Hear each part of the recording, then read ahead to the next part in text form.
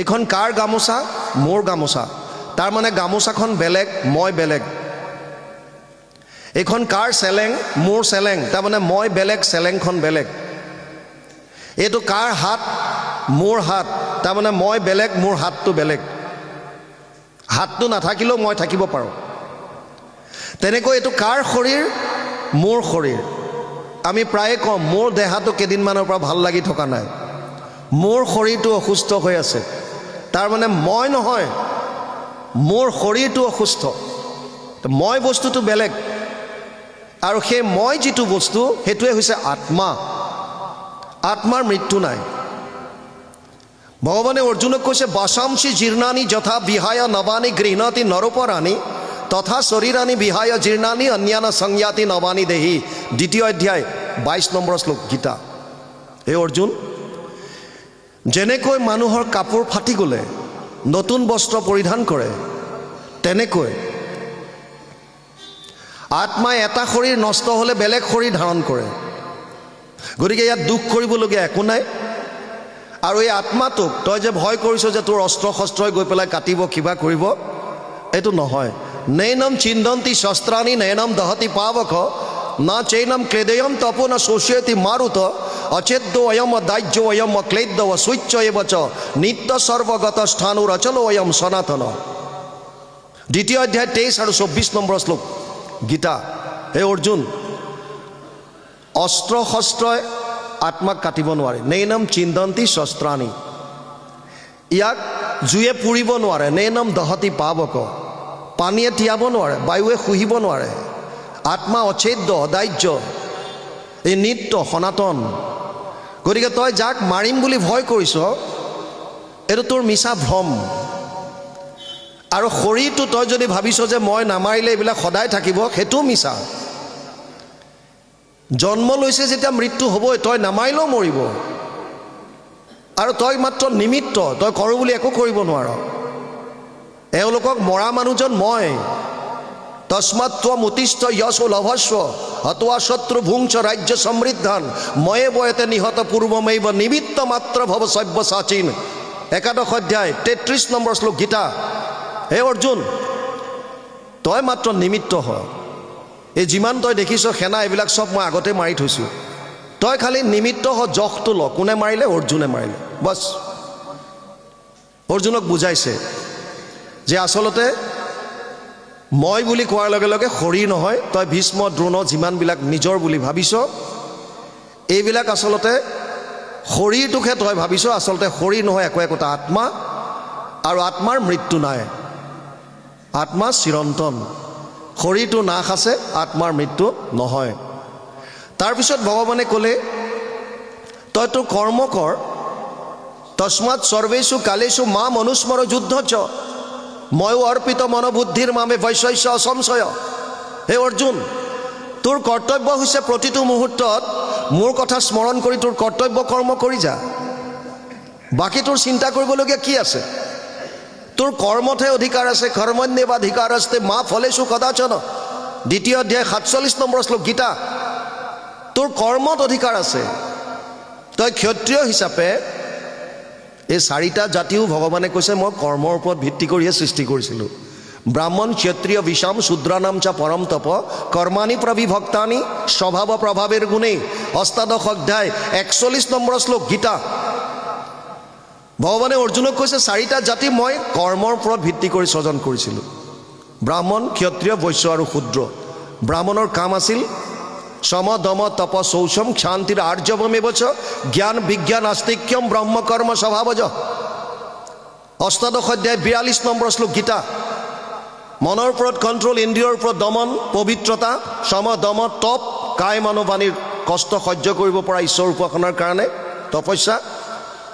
সম দম তপ শৌচম পবিত্ৰতা, শান্তি, ক্ষমাভাৱ, আৰ্যৱম সৰলতা, জ্ঞান থিয়ৰিটিকেল নলেজ, বিজ্ঞান ৰিয়েলাইজেশ্যন প্ৰেক্টিকেল।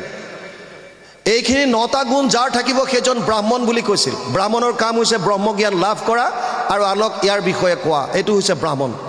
ক্ষত্ৰিয়ৰ ধৰ্ম হৈছে 3টা জাতিৰ ৰক্ষণাবেক্ষণ দিয়া। শৌৰ্য তেজ ধৃতিৰ দক্ষ যুদ্ধে চাপি অপলায়নম ঈশ্বৰ দানম দানম ঈশ্বৰ ভাৱচ্ছ ক্ষত্ৰ কৰ্ম স্বভাৱজম অষ্টাদশ অধ্যায় 45 নম্বৰ শ্লোক গীতা। গতিকে ইয়াত ক্ষত্ৰিয় হিচাপে তোৰ ডিউটি হৈছে যে তই ধৰ্ম ৰক্ষা কৰিব লাগে আৰু তোৰ কৰ্তব্য কৰ্ম কৰিব লাগে। কৰ্তব্য কৰ্মবিলাক কৰাক অৰ্জুনক কোৱাৰ চলেৰে আমাক কৈছে। আমি আমাৰ কৰ্তব্য কেনেকৈ কৰিম? ভগৱানে কৈছে তস্মাৎ সৰ্বেষু কালেষু মাম অনুস্মৰ। প্ৰতিটো মুহূৰ্তত মোৰ কথা স্মৰণ কৰ আৰু তোৰ কৰ্তব্য কৰ্ম কৰি যা। কোনোবাই ব্যৱসায় কৰিছে কৰক, কোনোবাই চাকৰি বাকৰি কৰিছে কৰক, কোনোবাই খেতি পথাৰ কৰিছে কৰক, বেপাৰ বাণিজ্য কৰিছে কৰক, একো ডাঙৰ কথা নহয়।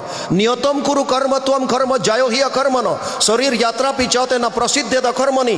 3য় অধ্যায় 8 নম্বৰ শ্লোক গীতা। হে অৰ্জুন, তোৰ কৰ্ম বেলেগৰ দৃষ্টিত সৰু হ'ব পাৰে, কোনোবাই হাঁহিব পাৰে, আৰু এই সাধাৰণ শাক পাচলিৰ বেপাৰ কৰি পেলাই পৰিয়াল চলাইছে, একো লাজ কৰিবলগীয়া নাই। তই সততাত আছ, তোৰ কাম কৰি যা, সততাত তোৰ কামটো কৰি যা। বেলেগৰ দৃষ্টিত কোনে কি কৈছে এইটো বাদ দে, তোৰ কৰ্তব্যটো কৰ। কিন্তু কেনেকৈ কৰিবি? প্ৰতিটো মুহূৰ্তত মোৰ কথা চিন্তা কৰি যা, তেতিয়া তোক কৰ্মৰ বন্ধনে চুব নোৱাৰে। অৰ্জুনক ক'লে যে তোৰ কৰ্ম কৰাতহে অধিকাৰ আছে, ফলত তই ইচ্ছা নকৰিবি। কৰ্মণ্যবাধিকাৰ আস্তে মা ফলেষু কদাচন। 2য় অধ্যায় 47 নম্বৰ শ্লোক। অৰ্জুনৰ মনত ঢেৰ সংশয় আহি আছে, কেনেকৈ সম্ভৱ এইবিলাক, কেনেকৈ কৰিব? বিভিন্ন প্ৰশ্নৰে ভগৱানৰ ওচৰত প্ৰাৰ্থনা কৰি গৈছে। আৰু ভগৱানৰ এটাই লক্ষ্য হৈছে যে অৰ্জুনক কেনেকৈ মই গোটেইবিলাক বুজাই এক শৰণাগতি কৰিব পাৰোঁ। কাৰণ মানুহৰ মূল যিটো লক্ষ্য, অৰ্জুন মানে আৰ্যবেবচ অৰ্জুন, যিবিলাকৰ অন্তৰ সৰল সেইবিলাকেই হৈছে অৰ্জুন, আমি জীৱবিলাক। ভগৱানৰ লক্ষ্য এটাই হৈছে যে জীৱই যাতে পৰম আনন্দ যিটো বিচাৰি ফুৰিছে সেইটো যাতে পায়। কেনেকৈ পাব? আপোনালোকে জানি আচৰিত হ'ব, বৰ্তমান পৃথিৱীত মানুহৰ সংখ্যা হৈছে মোৰ দেন 800 কৰোৰ, 800 কোটিৰ ওপৰত আছে। কাৰো লগত কাৰো মিল নাই, আনকি আমাৰ ফিংগাৰ প্ৰিণ্টছো নিমিলে, আঙুলিৰ চাপবিলাকো ইজনৰ লগত সিজনৰ নিমিলে। ইমান বৈষম্যতাৰে ভৰা এখন সংসাৰত এটা বস্তুৰ মিল আছে, সেইটো হৈছে আমাক সকলোকে আনন্দ লাগে। আপোনাকো লাগে, মোকো লাগে, ইছলামপন্থীখিনিকো লাগে, যিমান খ্ৰীষ্টিয়ান আছে তেওঁলোককো লাগে, বুদ্ধিজীৱকো লাগে, জৈনিজীৱকো লাগে, আস্তিককো লাগে, নাস্তিককো লাগে, ৰজাকো লাগে, প্ৰজাকো লাগে, চোৰকো লাগে, পুলিচকো লাগে। এটা বস্তুত মিল আছে, যিমান প্ৰাণী আছে সবেই এটা বস্তু বিচাৰি ফুৰিছে, সেইটো হৈছে আনন্দ। আৰু ভগৱানৰ উদ্দেশ্য হৈছে যে আনন্দটো ক'ত পাব জীৱই? মূল বস্তুটো তাত। আমাক যিটো আনন্দ লাগে আমি এইটো ক'ত পাম, তাৰ কাৰণে কি কৰা উচিত, এইটোৱে মূল কথা। আৰু আজিৰো আপোনালোকে যিটো আধ্যাত্মিক জ্ঞানৰ কথা ইয়াত গীতাৰ মাজেদি ক'বলৈ আপোনালোকে আমাক দিছে দায়িত্ব, আমাৰো লক্ষ্য এটাই আছে যে আপোনালোকে যাতে বুজি পায় যে মই যিটো বস্তু জীৱনত বিচাৰিছোঁ এইটো ক'ত পাম। দেখাত হ'ব পাৰে যে মই টকা বিচাৰি ফুৰিছোঁ, মই ঘৰ বনাব বিচাৰিছোঁ, মোক গাড়ী এখন ল'ব বিচাৰিছোঁ। যিমান যোনে যি কৰ্ম বিচাৰিছে, যদি ভাবি ভাবি গৈ থাকে ইয়াৰ শেষটো কি, তেতিয়াহ'লে ফাইনেল আল্টিমেটাম যিটো গ'ল, আল্টিমেট গ'ল সেইটো এটাই, সেইটো হৈছে আনন্দ প্ৰাপ্তি। আনন্দটো ক'ত পাম সেইটোৱে মূল লক্ষ্য। আৰু ভগৱানে অৰ্জুনক তাৰ ফালে লৈ গৈ আছে। অৰ্জুনৰ মনত ঢেৰ শংকা, বিভিন্ন ধৰণৰ প্ৰশ্ন কৰিছে। মানুহে পাপ কিয় কৰে, কিহৰ কাৰণে পাপ কৰে? আৰু ভগৱানে সুন্দৰভাৱে বুজাই দিছে। কাম হৈ এছ, ক্ৰোধ হৈ এছ, ৰজোগুণ সমুদ্ভৱ। কাম আৰু ক্ৰোধৰ পৰা উৎপন্ন এই ৰজোগুণ, এইটোৰ পৰা মানুহে পাপ কৰে। কিয়? আমি যে কৰ্মবিলাক কেনেকৈ কৰোঁ, মানুহৰ মনলৈ 24 ঘণ্টাত 1200 পৰা 60,000 চিন্তা আহে। ইয়াৰে 24 ঘণ্টাত 1200 পৰা 60,000 চিন্তা মানুহৰ মনলৈ আহে। আমেৰিকান এটা এজেঞ্চিয়ে ৰিচাৰ্চ কৰি উলিয়াইছে এইটো। ইয়াৰ শতকৰা 80টা বেয়া চিন্তা বা ৱেষ্টেজ থট, বেয়া চিন্তা, ব্যৰ্থ চিন্তা, 20টা মাত্ৰ পজিটিভ। গতিকে এজন মানুহ সদায় বেয়াৰ ফালে বেছিকৈ হাউলি থাকে, বেয়াৰ ফালে যাব বিচাৰে। যদি আধ্যাত্মিক জ্ঞান নাথাকে, স্পিৰিচুৱেল নলেজ যদি নাথাকে, শাস্ত্ৰৰ সংগ যদি নলয়, ভকতৰ সংগ যদি নলয়, তেতিয়াহ'লে বিপথে যোৱাটো স্বাভাৱিক। সেইকাৰণে যিমান পাৰে এনেধৰণৰ অনুষ্ঠান সকাম বা নিষ্কামভাৱে হওক, যিকেইজন শ্ৰোতাই হওক শুনিব লাগে, শ্ৰৱণ কৰিব লাগে যিমান পাৰে, আৰু নিজে অধ্যয়ন কৰিবলৈ লওক। তেতিয়া গম পাব আচলতে মই জীৱনত কি বিচাৰিছোঁ আৰু মই কেনেকৈ পাম।